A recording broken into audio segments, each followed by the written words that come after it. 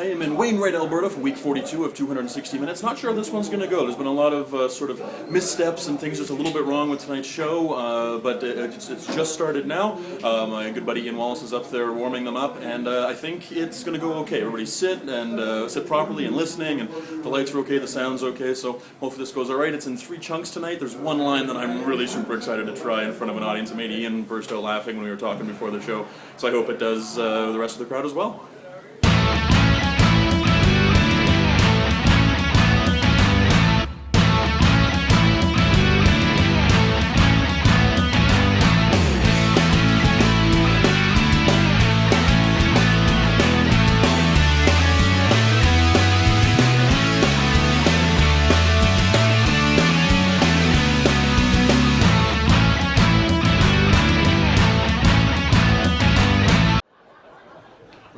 I was in a neighborhood pub the other day, not even like a bar, like a pub, and I saw somebody order wine, and it was like one of those places where you get the choice between like red or white, like that's it. And then they actually did like a wine tasting at this pub, and it just looked ridiculous to me. It was like that dog behind the wheel of the car. You're just like, oh, she thinks she's people. Oh, yeah, all grown up. It always confuses me too, because everybody just fakes wine tasting. Nobody knows how to do it. You just chug it. Like, what are you going to do at the pub? Just send it back? The only thing that stuff at the top of the box is going to be any better than the stuff at the bottom of the box. I think that people fake it in high-end restaurants too. Like wine tasting, I think, was around to see if the wine had spoiled. But we all have screw tops now. There's no bad wine. The only reason you send it back is if you don't like it. But that's not really fair. You know, I've gotten more bad beers than I've gotten bad wines. Can't taste those. You can't do that with other food either. Like if you order something and just don't like it, if it's cooked right, you can't really send it back. Like they don't bring you 1 jalapeno popper, and if you nod, they bring you the other 5.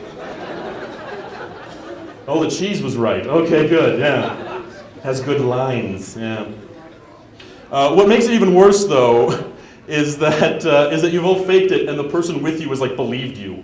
Like, you've done the taste and they're like, oh, he knows what he's talking about, and he knows that you know that he doesn't know what he's talking about. And that's worse than, like, a dog that thinks he's people. That's like letting the dog drive.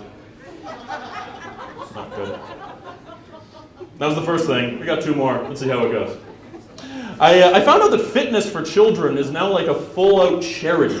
Like you can donate money to children's fitness, which is ridiculous. Like you can get a tax receipt for encouraging a kid to run, but I've been chasing kids for years. Where's my parade, you know? Don't worry, I was in my car at the time. Like I wanted a barrier against their germs, because they're always sick with the common cold and hope. If fitness is a charity, that means that dodgeballs are philanthropists. They're just forcing kids to run their asses off. That means that old men yelling at kids on their lawn aren't curmudgeons, they're heroes.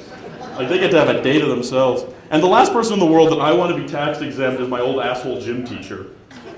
That's not fair at all. Actually, technically he is tax exempt because he's in prison now. Yeah, he shouldn't have touched those kids. Oh, so you don't think he should be in prison for that? Okay, fine, that's on you. I don't know how you, like, here's the thing though, I think that I would be a horrible parent because I would realize that the fatter I could keep my kid, the less work I'd have to do. And now I get like a government handout if I do that. Like, how do you keep a kid medium fat? I have no idea, but I bet Arby's does. That was the second thing, better than the first. Let's see how this wraps up. I don't know why I'm commentating to you. Weird thing. I was out with my girlfriend the other night. I actually have a girlfriend. Hide your shock. And thank you. I don't know if she's ever been that excited about it, but I appreciate that. And we wanted to go to a diner after a show for a milkshake because hey, nothing says you're in a strong relationship like waking up to each other's milk farts. And so yeah, it's like smelling salts if your doctor's a frat boy. But anyways, we're driving into this diner, and it's a truck stop, so there's all these like turned off semis, and we can't see the restaurant. And she goes, "Where are you taking me? Is this where I'm going to die?" And I was like, "We've been dating 5 months, and she thinks that I'm some sort of serial killer. Like, this is the worst serial killer. Like, I'm biding my time to make sure this is the right person to kill." Like, I'm sitting there just, I'm not looking for Miss Right, I'm looking for a Miss Right person that fits in my trunk. I don't know what kind of I don't know what kind of serial killer gets in a 5-month relationship with a victim. Like, it'd be named after it too. Like, oh, I'm the monogamy killer. You know, I'm a great listener because I'm learning your weaknesses. You feel comfortable because I'm keeping other killers away, and I'm very tidy because I don't like leaving evidence behind. Yeah. The police would have to issue a warning to the population, like a general call-out, like, police are warning that all women in stable, committed relationships should be on the lookout. Warning signs include flowers on your birthday and random texts just to say winky face. If you're happy, be afraid. Well, that was the new 5. Thanks for listening. Oh, nothing. All right, that's good. The second part was okay. Like, you're my agent. I'm looking at you. Like, is now the time? Yeah, it's me. I don't like cheese. Them. Are you lactose intolerant? Me. No.